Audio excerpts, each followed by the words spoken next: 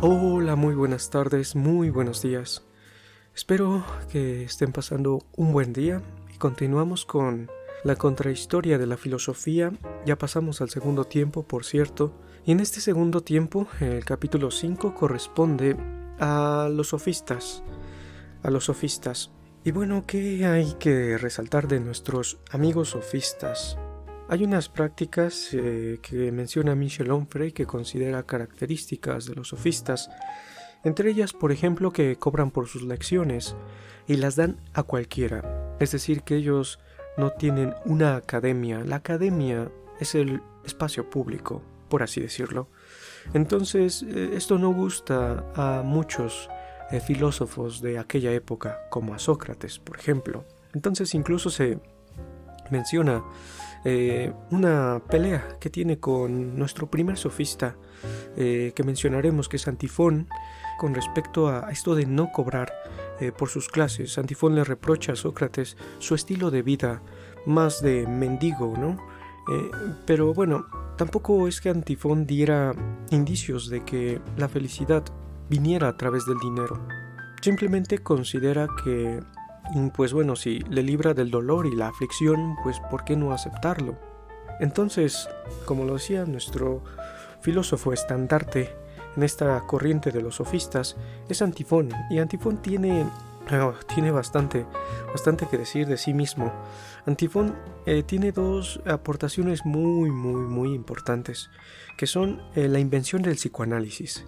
Sí, como tal, el inventor mismo del psicoanálisis, que veremos un poquito más adelante cómo es que lo hace. Y también se declara enemigo de la ley. Entonces la segunda aportación tiene que ver con la invención del hombre moderno. Y bueno, ¿cómo es esto de que es el inventor del psicoanálisis?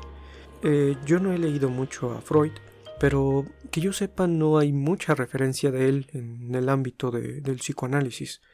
Entonces resulta bastante interesante que no se mencionara. Que esto, vaya, ha pasado casi siempre, ¿no? Y le ha pasado ya a mucha gente lo mismo, que uno cree que se está inventando el mundo, y bueno, que uno revisa la documentación y ve que alguien lo ha hecho anteriormente. Ignoro por qué Freud ni siquiera lo cita, pero bueno, que sepan que ahí está la documentación de Antifón. Aunque no tiene mucho escrito, hay que decirlo, pero bueno, se extraen algunas cositas con respecto a esto del psicoanálisis. ¿Y cómo es que Antifón llega al psicoanálisis? Bueno, antes hay que mencionar un poquito el significado de la palabra sofista, que tiene que ver con el amante de los argumentos capciosos.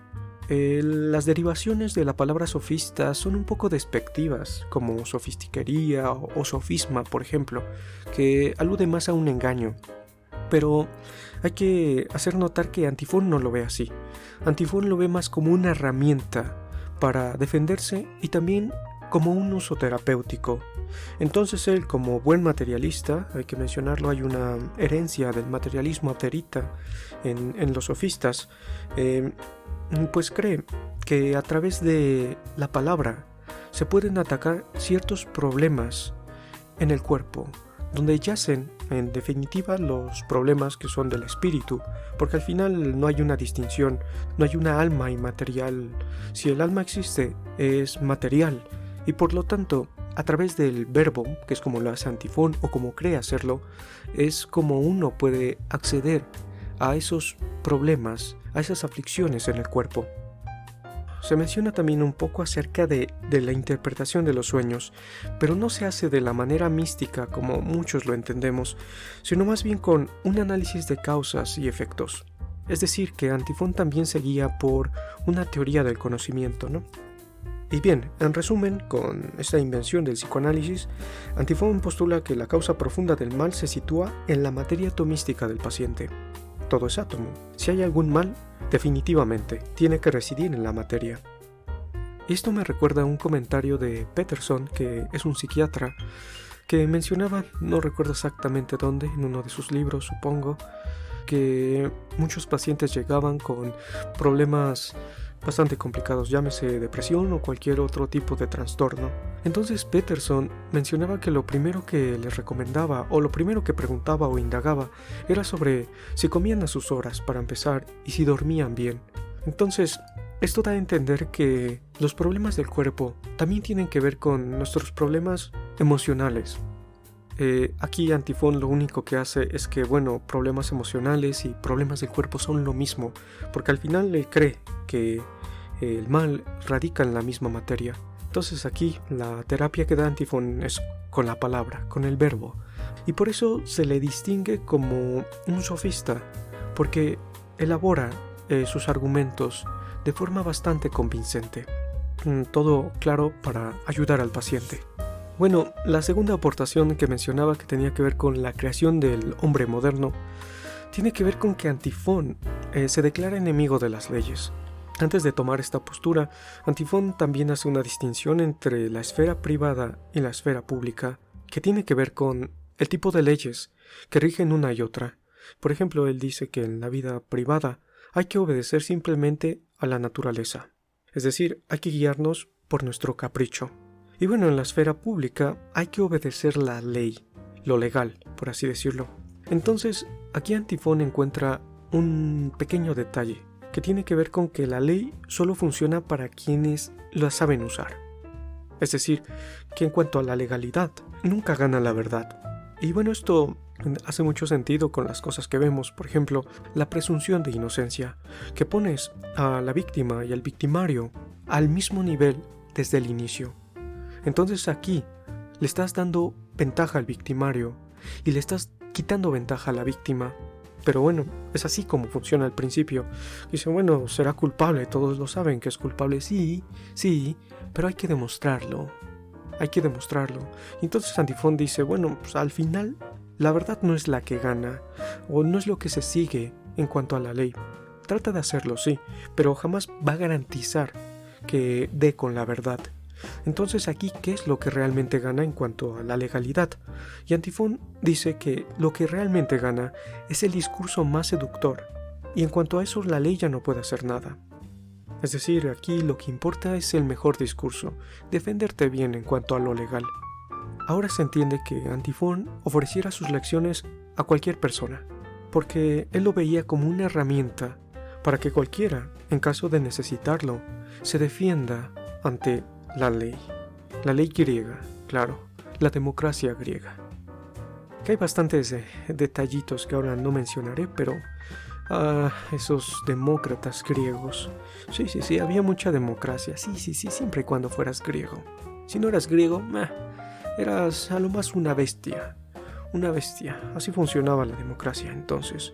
Y bueno, sigue un poquito funcionando así. Bueno, y en la última parte habla del hedonismo libertario. Con esta idea en mente sobre la ley, prácticamente propone una ética individualista y antisocial. ¿Por qué? Porque hay que tener en cuenta que siempre la mayoría se va a imponer en detrimento de lo individual.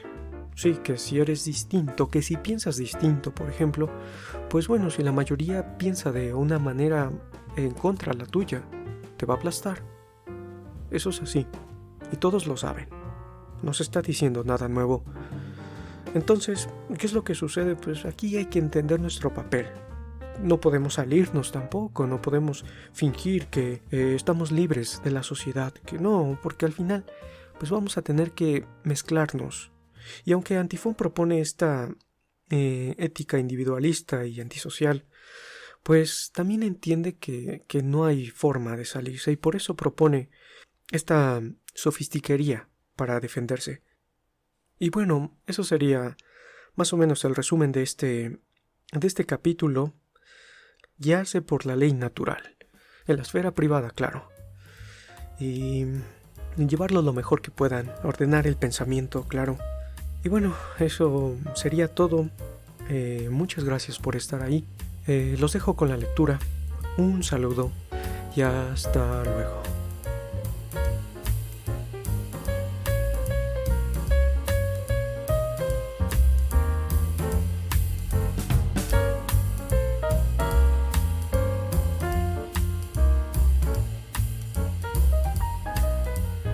Segundo tiempo.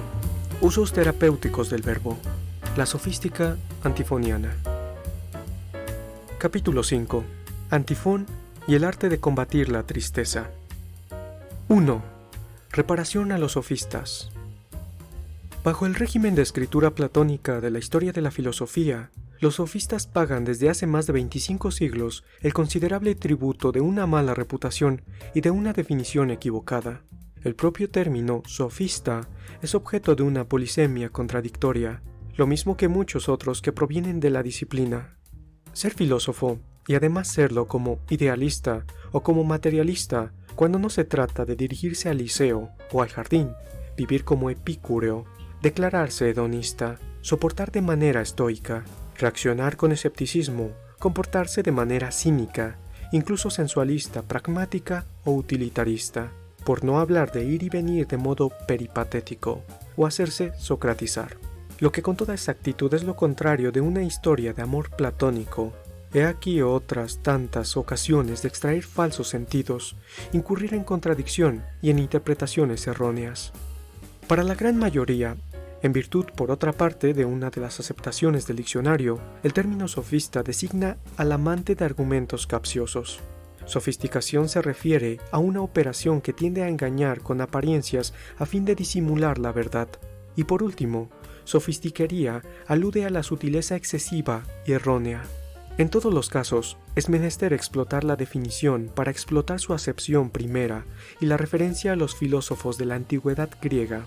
Por lo demás, la mayoría de las veces se duda en reconocer a los sofistas la calidad de filósofos y se habla de pensadores o de oradores, que son otras tantas maneras de avalar la nota redactada bajo la mirada de Platón, quien los trata con la misma amabilidad que a los atomistas de Abdera, es decir, como enemigos y nada más que enemigos. Ni siquiera adversarios a respetar y criticar sin deformar sus tesis. No, enemigos, y la verdad es que el término resulta adecuado. Sin embargo, el conjunto de los diálogos de Platón se coloca bajo el signo de este pensamiento, sin el cual no habría sido lo que fue. En efecto, y al menos en la medida en que podemos juzgar, los sofistas inventan y formulan de una manera precisa las tesis esenciales contra las que se libra la lucha reactiva del autor del Fedón: el relativismo, el individualismo, el perspectivismo, el hombre como medida de todas las cosas, el realismo empírico, el materialismo fenomenista, la inmanencia monista, la economía de un más allá, el uso agónico de la retórica, el escepticismo político, el rechazo del culto de la ley, la democratización de la cultura, el descenso del filósofo a la arena pública. ¿Y no serían filósofos? No hay que olvidar la extracción aristocrática de Platón, pues en ella explica muchas cosas, sobre todo su desprecio de los sofistas, que cobran por sus lecciones. En efecto, casi todos provienen de la clase media y ninguno dispone, como Platón, de ingresos familiares que le permitan vivir sin trabajar ni obtener dinero de sus talentos y saberes. Platón detesta la mediación del salario, como todos los individuos con tanta riqueza como para darse el lujo de despreciar la trivialidad del dinero. Itinerantes, originarios de medios modestos, los sofistas disponen de ese único recurso para asegurarse la subsistencia. A Platón le disgustan los pobres que se ven obligados a trabajar. Tampoco aprecia a los filósofos que aceptan ponerse en contacto con el público a fin de proporcionarle los medios para formarse desde el punto de vista verbal e intelectual, tanto en la forma como en el fondo, y estar así en condiciones de ocupar eficazmente los cargos de la democracia griega. Lo que Platón detesta por igual en los sofistas es que democraticen la cultura y el saber, intervengan en lugares públicos, no escojan su auditorio, no lo confinen a un recinto separado del mundo, la academia, por ejemplo, y acepten una interacción con él según el principio de preguntas y respuestas, que se mezclen con la plebe, con quien quiera que se acerque, con gente común, con extraños a la nobleza, y que trabajen a cielo abierto, pecados todos ellos mortales del filósofo de sangre azul. La versión que ha triunfado acerca de los sofistas es la platónica, razón por la cual se ha negado durante tanto tiempo a estos el derecho de la condición de filósofos, tal como ocurrió con Demócrito. La clasificación convencional los transforma en presocráticos, esto es, pensadores que, todavía incompletos, sin acabar, solo anuncian, solo preparan algo, como si fueran una especie de aperitivo filosófico. En realidad, como muestran las cronologías, todos los sofistas piensan y actúan contemporáneamente a Sócrates. Algunos, como Protágoras de Abdera, 492 al 422 a.C., Gorgias de Leontino, 485 al 380 a.C. y Pródico de Ceos 470 a.C. nacieron antes que Sócrates, 469 al 399 a.C. Otros después, como Hipias de Elis, del 443 al 343 a.C., Critias de Atenas, del 455 al 403 a.C., o Trasímaco de Calcedonia, del 459 a.C., pero todos profesaron exactamente al mismo tiempo que el filósofo de la cicuta.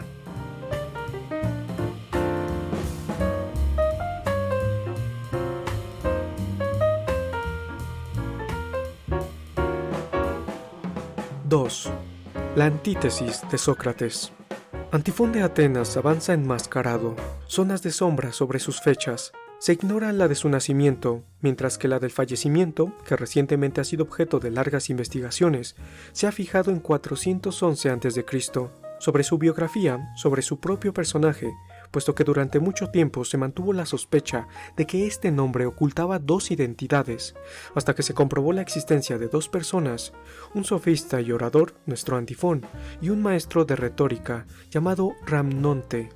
La multiplicidad de las actividades del personaje que ha tocado todos los campos, las lagunas que presentan los soportes documentales, y a este respecto los puntos oscuros afectan incluso a su participación en un golpe de Estado a favor de la oligarquía. En aparente contradicción con las tesis de los fragmentos políticos sobre la concordia, todo contribuye más a aumentar el misterio que a desvelarlo. Quedémonos, para lo que nos interesa, con un Antifón netamente opuesto a Sócrates y que defiende lo contrario que el Fauno, a quien discute en el lugar mismo de su enseñanza. Para quitarle a algunos alumnos, dicen los malevolentes, Antifón reprocha a Sócrates que su vida se ajuste al modelo ascético, que coma alimentos de mala calidad, que beba espantosos brebajes, que vaya descalzo, que no use túnica y que lleve en todas las estaciones la misma capa sucia que hace las veces de manta, de protección de las inclemencias de la intemperie y del lecho, que no cobre a sus alumnos y que se contente con esa existencia de vagabundo, en todo lo cual ve mucho más un maestro de miseria que de alegría. Como es de suponer, Sócrates responde que él enseña la virtud, que lo esencial reside en otro sitio, que Antifón se equivoca en creer que la felicidad depende de lo que se beba o se coma, de la ropa que se lleve o de los dracmas que se guarden en la bolsa. El sofista predica la libertad y la comodidad de la vida que presenta el dinero, no como fin, sino como medio para liberarse de las contingencias y crear su libertad. El Sócrates de Platón, que probablemente tenía muy poco que ver con el histórico, afirma que desprecia el dinero. Se supone que, aquí como en todo, enuncia la palabra de Platón. Pero Antifón no ve en el dinero la condición de la felicidad, ni siquiera una vía de acceso posible a ella. La felicidad es la vida armoniosa con uno mismo, la paz, la serenidad, la tranquilidad del alma que ignora la turbación. Extrapolemos un poco. Si el dinero ganado en el trabajo del sofista permite liberarse de dolores, aflicciones y sufrimientos y acceder al estado en el cual uno vive en concordia consigo mismo, la expresión es de Antifón, ¿por qué no? Esta famosa concordia solo se obtiene cuando uno está gobernado por un pensamiento exento de contradicciones. El alma debe evitar las tensiones múltiples y los combates entre diversas motivaciones. Cuando el alma padece la ley de las guerras interiores, el psiquismo se debilita y el cuerpo paga las consecuencias con fragilidades, dolores, sufrimientos y enfermedades. Siendo material y mortal como el cuerpo, el alma se trabaja, se cuida, se calma. Modalidad sutil y atomística de la carne, es posible que a ella se acceda por el lenguaje, el verbo, la palabra, la voz. De esta extravagante manera, en el siglo V a.C., Antifón de Atenas inventa una terapia extrañamente parecida al psicoanálisis.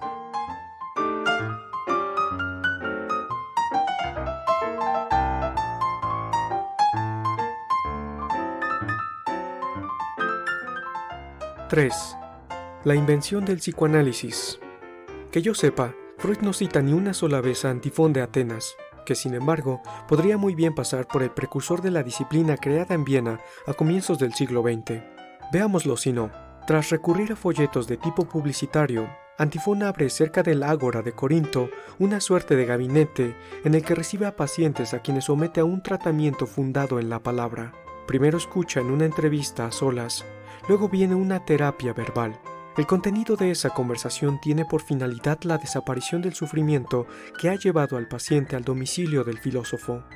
Los detalles de esta medicación del alma mediante el verbo figuran sin duda en su libro El arte de combatir la tristeza, pero esta obra no ha sido encontrada.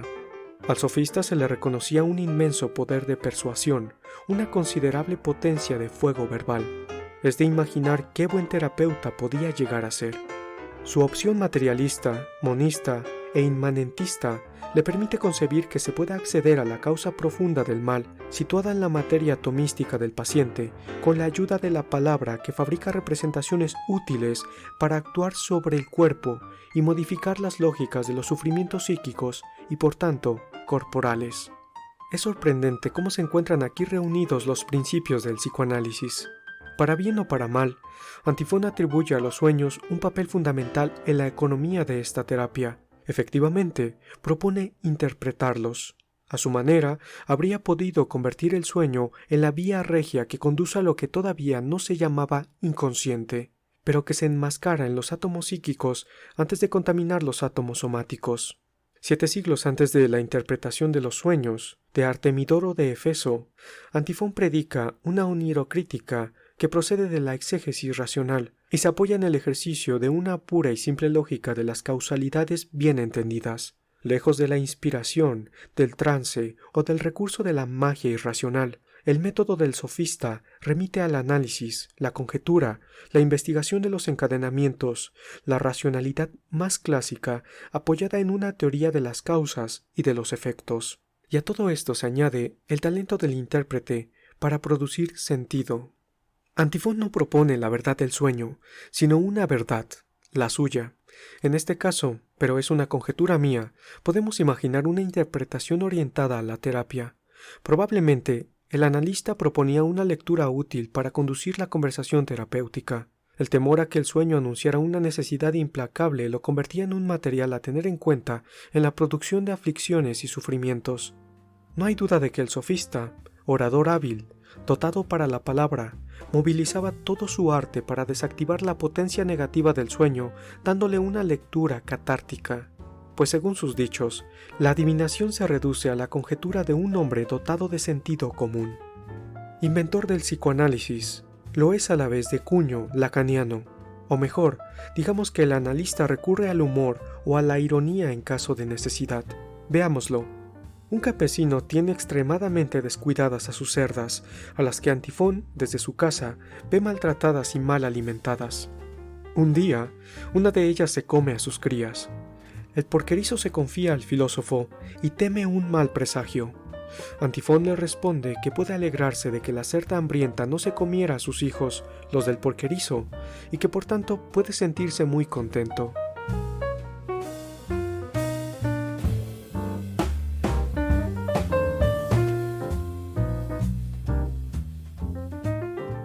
⁴. El enemigo de las leyes. Se cansó del diván. La actividad no le parecía a la altura de sus ambiciones y se convirtió en auténtico filósofo sofista. Después de haber creado el psicoanálisis de cabo a rabo, para no quedar retrasado en los hallazgos dignos de permanecer en la historia de las ideas, inventa el individuo moderno, el hedonismo libertario y el humanismo igualitario, otros tantos rasgos de genialidad que justifican sin duda el olvido total al que los autores de historias de las ideas y también los filósofos de profesión confinan a esta figura capital, no solo de la sofística, sino de la filosofía griega en su conjunto.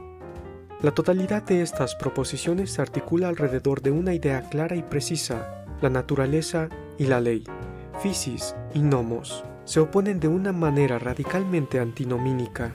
Cada una de ellas se contradice y se opone a la otra. Tomar partido por la primera implica el rechazo de la segunda y a la inversa. Todas las leyes obstaculizan la autonomía y la libertad individuales. Tradición, costumbre, hábito y leyes positivas son límites a la expansión individual, que es la única medida de los juicios y de la acción, de la teoría y de la práctica. Antifón enuncia una verdad básica, escoge el campo de la naturaleza y se declara enemigo de las leyes.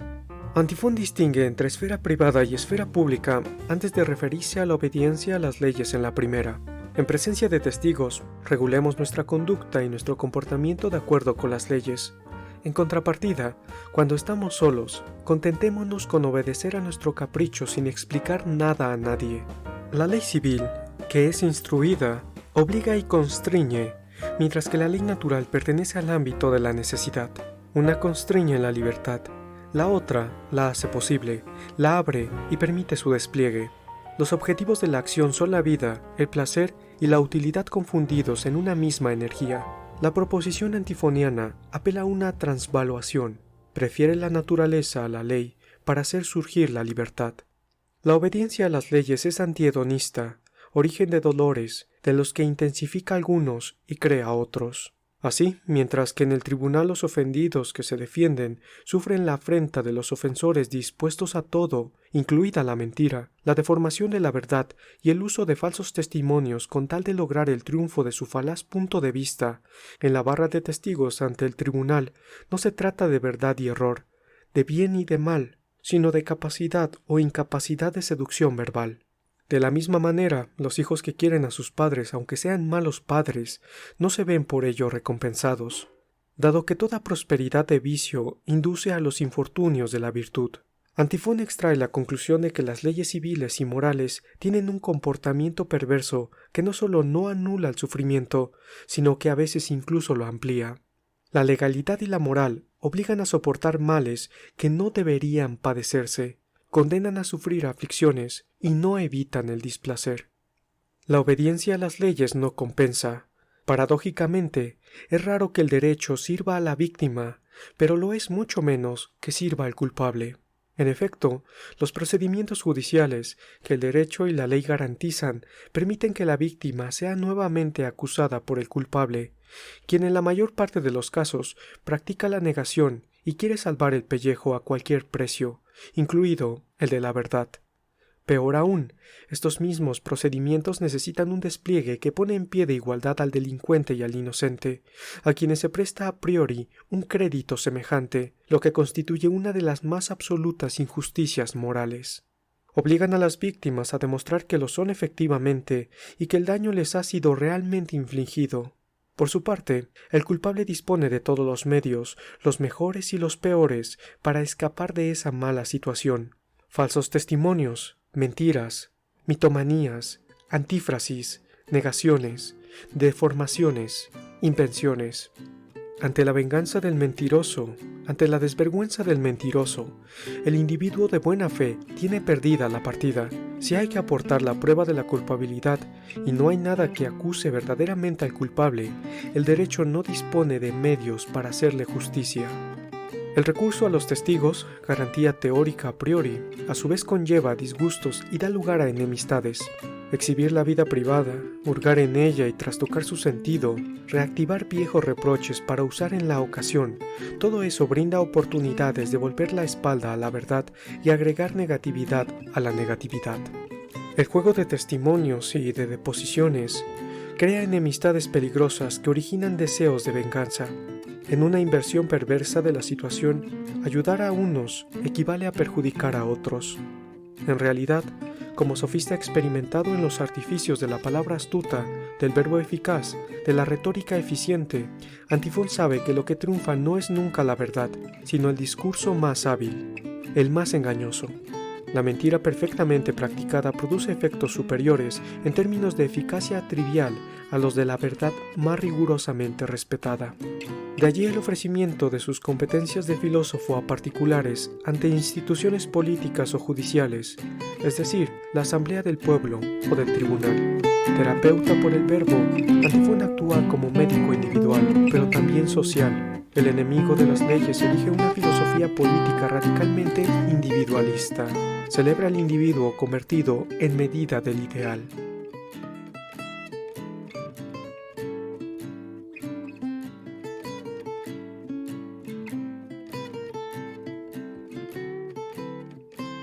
⁵. El hedonismo libertario.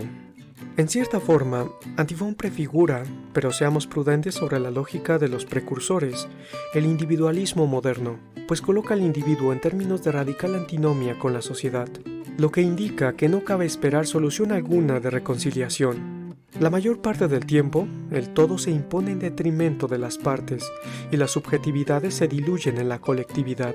El filósofo sofista defiende la causa del individuo y ataca a la comunidad, culpable de fabricar sujetos dóciles y modelados para someterse al orden colectivo. La ética individualista y antisocial supone una opción netamente hedonista. Es, por otra parte, el origen mismo de la situación hedonista, pues el placer surge en la inscripción de su existencia en el registro de la naturaleza, en el momento mismo de la declaración de independencia respecto de las leyes sociales. Physis contra nomos, leyes naturales contra leyes civiles, autonomía y libertad de actuar contra la sumisión, la sujeción y la dependencia respecto de la trascendencia jurídica de una moral normativa. Este es el imperativo categórico del hedonista antifoniano. Los verdaderos placeres no se encuentran del lado del artificio cultural ni del orden social. La civilización no da la medida hedonista, pues la riqueza esclaviza, los honores obligan y la familia crea problemas. Los bienes de este mundo relumbran como joyas artificiales, como falsos valores. La alegría no tiene nada que ver con los artificios propuestos por la sociedad para someter y poseer a las individualidades sojuzgadas y alineadas. No se encuentra placer en acumular dinero, en atesorar, en colocar los ahorros en una institución bancaria o financiera. Antifón se burla de un avaro que se niega a ayudar a un amigo, entierra su tesoro en un jardín y tras perderlo todo, se lamenta de no haber prestado la suma que se le había pedido y que ahora sería suya. Con ironía, concluye que el dinero enterrado en un jardín, colocado en el banco o prestado a un amigo, tiene siempre la misma existencia insustancial y no es más que una ridícula virtualidad. ¿Los honores? ¿Para qué? ¿De qué vale dedicar la existencia a competir, ganar premios de elocuencia y de retórica, de poesía o de gimnasia? Cambia esencialmente la vida porque a uno lo conozcan o lo reconozcan cuando cruza por la plaza pública, camina por las calles de la ciudad o se detiene ante el puesto del pescadero. ¿Hacen las cintas, las medallas y los títulos más dulce, más agradable la vida? ¿O acaso no es todo eso pura vanidad, como perseguir el viento? Antifón llega a la conclusión de que es inútil perder el tiempo y energía en esta suerte de falsos pretextos. De la misma manera, los pretendidos placeres de la familia y de la generación de una descendencia se reducen con el paso del tiempo y la comprobación de la progresiva desaparición de la libertad y la autonomía personales en las actividades de pareja y de familia. El cuidado de uno mismo, único objetivo del filósofo, resulta imposible cuando no requiere el interés por otro. Estos placeres, estar en brazos de una mujer bella, conocer las alegrías de un amor naciente, una vez entrevistos, se diluyen rápidamente con los displaceres que acompañan a las alegrías del matrimonio y la procreación. Estos falsos placeres procuran una satisfacción superficial, momentánea y aparente, pero se pagan muy pronto con displaceres que los anulan e instalan la negatividad en calidad de dueña y señora de lugares y circunstancias. Rico, reconocido, casado y padre de familia, el individuo renuncia a su libertad y a la construcción de sí mismo de acuerdo con las auténticas virtudes y las vías que conducen a la sabiduría. La práctica filosófica supone una individualidad protegida de lo que la limita y la amenaza. La sabiduría se logra rechazando las fruslerías sociales y concentrando la energía en el modelado de uno mismo, indispensable para la producción de la verdadera alegría y el placer auténtico. Pues la vida merece ser vivida, solo hay una, y las ocasiones de displacer, sufrimiento y tristeza son demasiado numerosas para que a lo trágico de la existencia venga a añadirse impericia, incompetencia o ignorancia de lo que se ha de hacer. En un mundo sin grandeza, sin nobleza, sumergido en la mezquindad, marcado por la fragilidad de la fugacidad, ante la multiplicidad de contrariedades, las incontables ocasiones de sufrimiento físico y psíquico y la necesidad de soportar el peso de lo social y la imposición de lo colectivo desde la más tierna edad, la filosofía facilita una salvación, ofrece una medicina eficaz. Se trata de querer la concordia consigo mismo. La terapia permite tal cosa, y también la permiten el rechazo de las leyes, la ordenación del pensamiento y el comportamiento de acuerdo con lo que enseña la naturaleza. Esta paz se aprende cuando se conocen las leyes que rigen esta famosa naturaleza. La satisfacción aparece cuando se ha comprendido que hay que dominar la necesidad por el camino del saber. De esta operación deriva la libertad, y el placer actúa como señal de que la acción se conforma a la naturaleza. Pone de manifiesto la moralidad de los actos y de las intenciones que los presiden.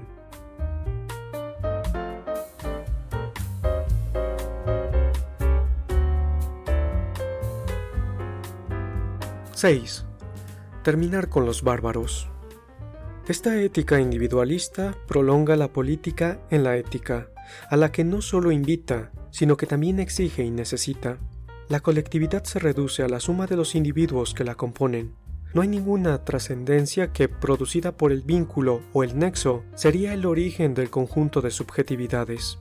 Nada de mística comunitaria. En Antifón solo hay una inmanencia que niega todas las fábulas griegas apoyadas en el nomos. La ordenación del pensamiento dominante de acuerdo con la ley civil permite distinguir entre ciudadanos y esclavos, entre seres de primera categoría e individuos de segunda, en una palabra, o mejor en dos, entre griegos y bárbaros. Antifón promulga la igualdad absoluta entre todos los hombres, con independencia del lugar de nacimiento, la sangre y la raza, una obscenidad para los griegos de la época. Dispuestos a fustigar a quien no hable su lengua, a la que se ha decretado única, sino que se conforma con ruidos inaudibles e incomprensibles, recordemos que, etimológicamente, el término bárbaro define a quien farfulla onomatopeyas ininteligibles. Los griegos rechazaban a cualquiera que no sea griego. Lejos de la imagen que de Pinal ofrece de un griego cosmopolita, ciudadano del mundo, tolerante, demócrata, la democracia griega no integra a más de la 10ª parte de la población, la de los ciudadanos, con exclusión de las mujeres, los extranjeros, los metecos.